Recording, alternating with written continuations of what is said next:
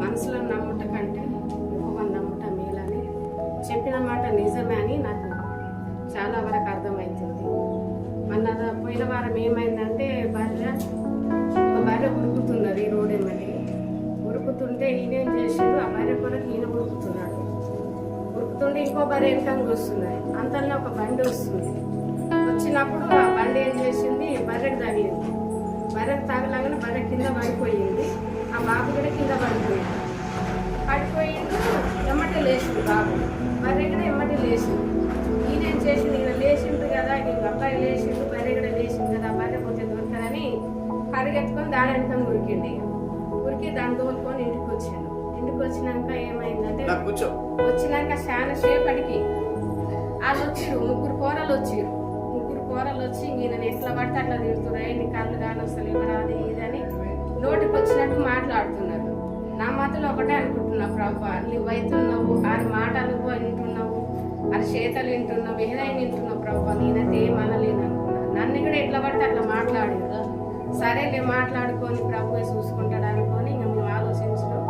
అంతలో ఒక బండి తీసుకొని వెళ్ళిపోయినాడు ఆయన. పోయినా సరే మా మేలుకే కానీ కీడుకైతే కాదనేది ఒకటి ఆలోచించిన.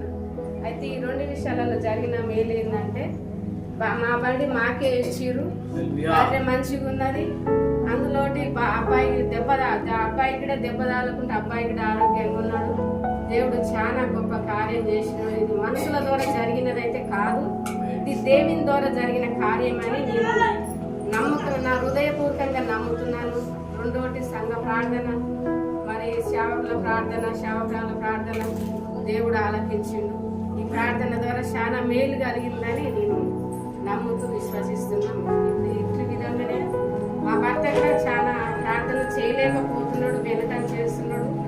లోకాశలు అంటే ఎవరినైనా కూర్చుంటున్నాడు, మనసులు కావాలనుకుంటున్నాడు, కానీ దేవుని ప్రేమ కావాలని ఆయన హృదయంలో ఇప్పటిదాకా కూడా ఆహ్వానిస్తలేడు. మనసులో ప్రేమ ఏం చేస్తుంది అంటే దూషించిపోతుంది. దేవుని ప్రేమ మనతో ఉంటుంది, మన కుటుంబంతో ఉంటుంది, సదాకాలం నిలబడి ఉంటామన్నా కానీ ఆయన వింటలేడు. ఒకప్పుడు విన్నాడు కానీ ఎంతసేపు లోక సాహసం వెళ్ళినప్పుడు ఏమవుతుందంటే, లోక సాహసానికే వెళ్తాం కానీ దేవుని వైపు చూడలేము. మన కుటుంబానికే జ్ఞాపకం రాదు, ప్రార్థన జ్ఞాపకం రాదు. ఎంతసేపు నా మాటలతోనే గడపడము, గంటలు ఫోన్లతోనే గడపడము, ఈ సాహసమే జరుగుతున్నాయి కానీ ప్రార్థనలు అయితే వంగుతలేడు. ప్రార్థన అట్లా ఇట్లా చేయన్నా కానీ నాకే వ్యతిరేకిస్తున్నాడు. ఇదివరకు అట్లా ఉన్నట్టయితే నేను ఈ ప్రార్థనలో ఉండేదాన్ని కాదు, చేసేదాన్ని. నేను చేస్తుంటే కూడా నన్ను కూడా సమయాన్ని ఇయ్యలేకుండా పోతున్నాడు. కాబట్టి మా భర్త కొరకు ప్రార్థన చేయాలి. ఎవరైనా సరే ఈ లోక సాహసం గొప్పది కాదు. లోక సాహసం లోకానికి గుంజుతుంది తప్ప మనలో నిలబెట్టేది కాదు.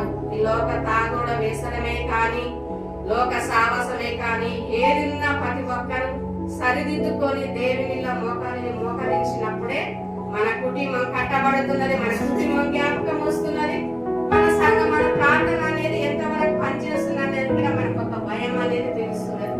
దేవుని క్రమంలో ప్రతి ఒక్కరు ఉండాలని యేసు రక్తమే జయం, శిలువ రక్తమే జయం. యేసు క్రీస్తు నామమునకే మహిమ కలుగును గాక. ఆమేన్.